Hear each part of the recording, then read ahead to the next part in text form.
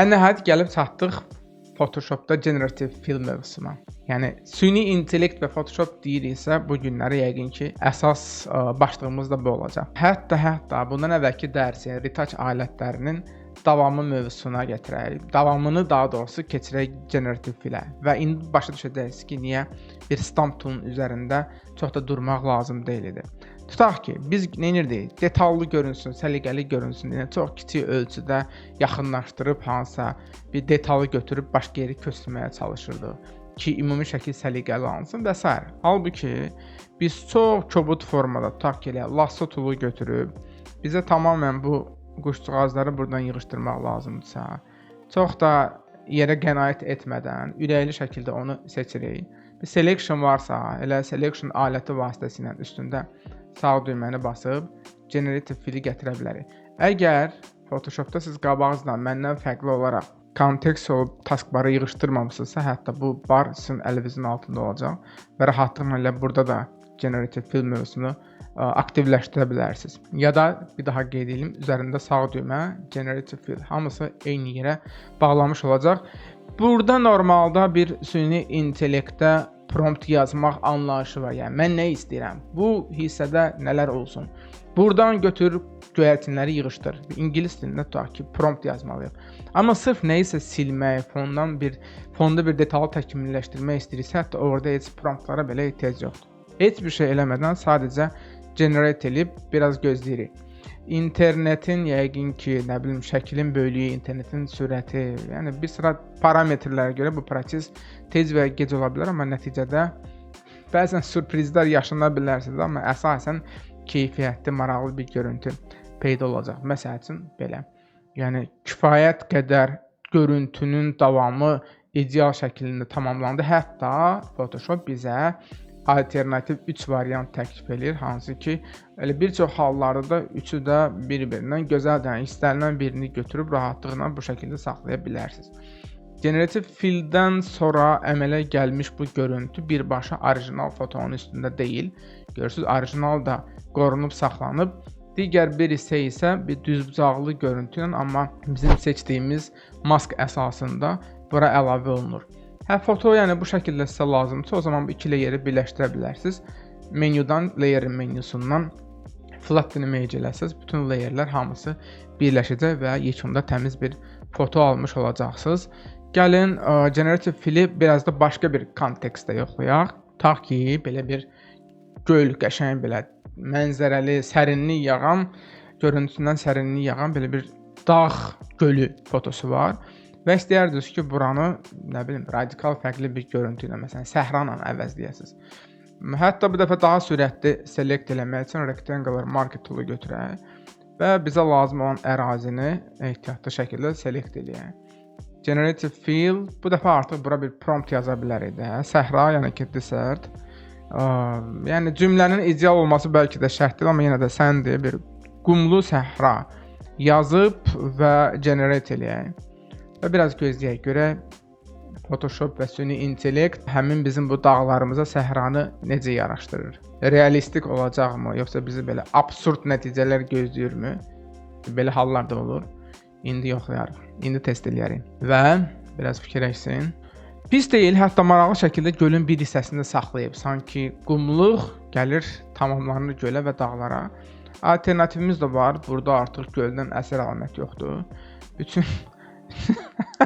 Üçüncü ay amma çox maraqlı nəticədir. Nəyə görə? Yəni qumlu səhranı öz aləmində əlavə edib, amma necə? Yəni ki, bir gölün ətrafında sanki sahil, qumlu sahil kimi düşünüb buranı, nəinki bütün buranı qurudubdur. Daha optimistik bir görüntüdür, amma yəqin ki, bizə belə bəlkə də belə bir görüntü daha maraqlıdır. Olsun, hansı olsun yəqin ki, bu.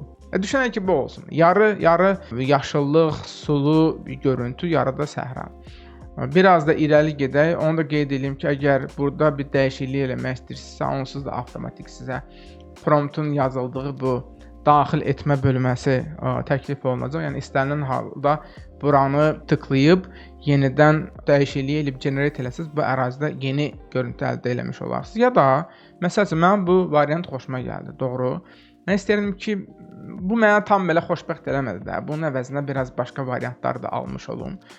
Üzərinə gətirəndə 3 nöqtə generate similar, yəni bundan 3 dənə də oxşarını təklif elə deyə müraciət edirik Photoshop-a və onun süni intellekti baxa görək bizə nə hansı variantlar təklif edəcək. Pis deyil, yəni əslində əvvəlkini xatırladan 3 fərqli variant. Yəni istənilən birinin üstündə dayanaq, ta ki üçüncü olsun, çox da önəmli deyil. Yəni müəyyən bir hissəni götürüb qlobal şəkildə ora yeni bir atmosfer, yeni bir ab-hava əlavə elədik. Böyük ərazi yox, ta ki daha balaca bir əraziyə, ta ki uzaqda buralara bir yerə daha abstrakt, hətta absurd bir görüntü verək də. Necəsə olub bir qütb ayısı düşünək ki, gəlib çıxıb bizim bu səhranın ortasına. Yəni bura bir qütb ayısı əlavə elə. Generate fill və bura yazaq, nə yazaq? Ağ, yəni ki white, qütb, yəni ki polar. Hop, hərfin biri artıq getdi. White, polar, bir. Və baxaq görək bu dəfə Photoshop və onun Firefly adlanan süni intellekt platforması bizim bu fantaziyamızı necə vizuallaşdıracaq. Nəticədə 3 variant gəldi. İdeal olmasa da, amma bu ümumiyyətlə yəni səhraya gəlib çıxıbsa bir ayı nəticədə də bu görüntünü alacaq. Bu pis deyil, biraz qırağa qəribə detallar əlavə olunub. Bəlkə də üçüncünü saxlamaq olar. Burada isə bir o qədər də xoşuma gəlmir. Gəlin bu dəfə ümumiyyətlə bir dənə də əlavə söz qataq bura. Walking yazır, yəni gəzən ağ qütb ayısı. Bir daha cəhd eləyək və müqayisə eləyək görüntüləri. Əslində dəyişikliklərdən sonra görüntü bəlkə də bundan əvvəlkilərdən müqayisədə daha maraqlıdır. Əvvəl görüntü bu idisə, bu dəfə daha bir balaca realistik görünür. Düzdür, ideal deyil. İdeala çatmağa hələ çox vaxt. Xüsusən 3-cü variantda ayının, yəni yürüşü və s. yaxşı olsa da ayaqlarının altındakı kölgələr qeyri-realistik görünür. Birinci variant pis deyil. Üzərində lazım olsa yenə də bəzi təkmilləşmə işləri görmək olar. Ümumi məntiq bizdə bu. Generative fill bizdə hansısa bir hissəni, detalları silmək və ya müəyyən bir hissə əlavə eləmək üçünsə, eyni zamanda konkret bir detalı, bir səhnəni tamamlamaq üçün istifadə oluna bilər. İstifadə yerlərindən biri də yəqin ki, bu olacaq. Yəni bir foto var, istənilən foto aid, ta ki bir portret götürün, elə hətta öz fotonuzu götürün. Yəni portret rejimində düşünün ki, sənəd məntiqi ilə daha belə kadrlanmış vəziyyətdə şəkliniz var. İstəyirsiniz ki, o şəkli tam ölçüdə göstərsin. Yəni bu şəkildə böyüdə bilərsiniz. Biz indi portret üzərində deyildi, biraz daha çox detallı, əslində bəlkə də çətin görünəcək bir variantın üzərində yoxlayaq. Bəlkə də portret daha çətindir. Bilmirəm, test eləmək lazımdır. Layerimizi kiliddən çıxardırıq. Crop tool'u götürək və deyək ki, bu foto mənə vertikal layoutdur. Mən bunu ta ki bir kvadrat görüntüdə nisbətlərdə istəyirəm. Təxmini, yəni ideal olmasa da olar. Bu hissələri seçib buranı tamamlamalıyam. İki variantım var. Ya götürək rectangular marquee tool, belə səliqəli şəkildə bir hissəni seçək, ya da shift'i basıb saxlayıb ikinci hissəni select edək və Photoshop'a deyək ki, buranı doldur, buranı tamamla.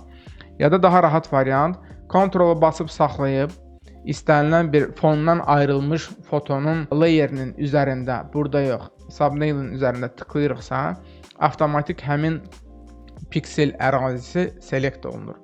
Mənə isə bura deyil də qıraq hissələr lazımdır. Yəni mən selection'ı inverse eləyə bilərəm.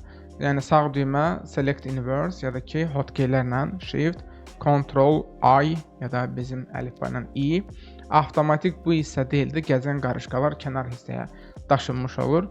Yenə də generative fill və heç bir şey eləmədən sadəcə deyirik ki, çatışmayan pikselləri tamamla. Baxaq görək Photoshop'un Firefly-ın yəni məntiqində bu hissə necə olmalıdır. Güllü çiçəkli kadrımızın davamı necə olacaq? Maraqlıdır, pis deyil, bu da ola bilər, bu da ola bilər.